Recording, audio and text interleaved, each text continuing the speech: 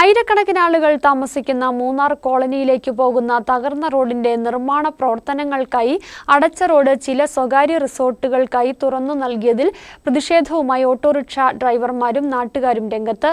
10 ദിവസത്തിലധികം അടച്ച റോഡിന്റെ നിർമ്മാണ പ്രവർത്തനങ്ങൾ അശാസ്ത്രീയമാണെന്നും ഡ്രൈവർമാർ ആരോപിക്കുന്നു.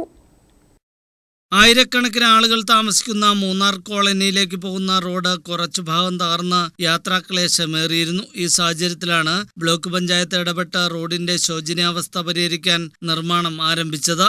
5 ലക്ഷം രൂപ മുതൽ മുടക്കിയാണ് നിർമ്മാണ പ്രവർത്തനങ്ങൾക്ക് തുടക്കം കുറിച്ചത്. നിർമ്മാണ പ്രവർത്തനങ്ങൾ തുടക്കം കുറിച്ചതോടെ റോഡ് പൂർണ്ണമായും അടയ്ക്കുകയും ചെയ്തു. കോളനിയിലെ ആളുകൾക്ക് ടൗണിലേക്ക് പോകാൻ കിലോമീറ്ററുകൾ താണ്ടി മറ്റൊരു പാതയെ ആശ്രയിക്കേണ്ടി വന്നു. എന്നാൽ നിർമ്മാണ പ്രവർത്തനങ്ങൾക്കായി അടച്ച റോഡ് സ്വകാര്യ റിസോർട്ടുകൾക്കായി ഭാഗ്യമായി തുറന്നു നൽകിയതിൽ വ്യാപക പ്രതിഷേധവുമായി ഓട്ടോ ഡ്രൈവർമാർ രംഗത്തെത്തി.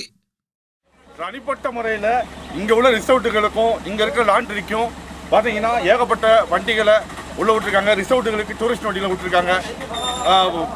பாவப்பட்ட மக்கள் வந்து போய் வர்றதுக்கு இங்கே பயங்கிறது எல்லாம் பேச்சுவார்த்தை பண்ணி வச்சுட்டு ரோடு போட்டுக்கணும் 10, 15 நாள் 20 நாளுக்கு தாக்கி விட்டாங்க.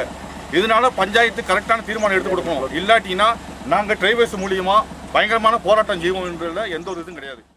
കൂടാതെ 10 ദിവസത്തിലധികം അടച്ച റോഡിന്റെ നിർമ്മാണ പ്രവർത്തനങ്ങളും അശാസ്ത്രീയമാണെന്നാണ് ഡ്രൈവർമാരുടെ ആരോപണം. அப்போ ஒரு ஆட்டோ ரிக்ஷா கடந்து போகிறது கூட சன்னிதானம் உண்டாக்காம தான் இவங்க அடைச்சி போட்டுருக்காங்க. மனப்பூர்வமாக செய்கிற வேலை இது.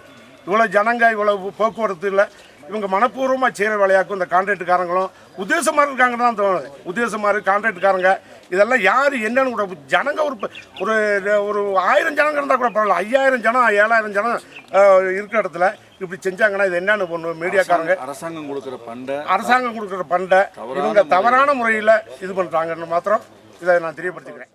റോഡിന്റെ നിർമ്മാണ പ്രവർത്തനങ്ങൾ നല്ല രീതിയിൽ നടത്തിയില്ലെങ്കിൽ സമരം സംഘടിപ്പിക്കുമെന്ന് ഓട്ടോ ഡ്രൈവർമാർ മുന്നറിയിപ്പ് നൽകി. News bureau, Munnar.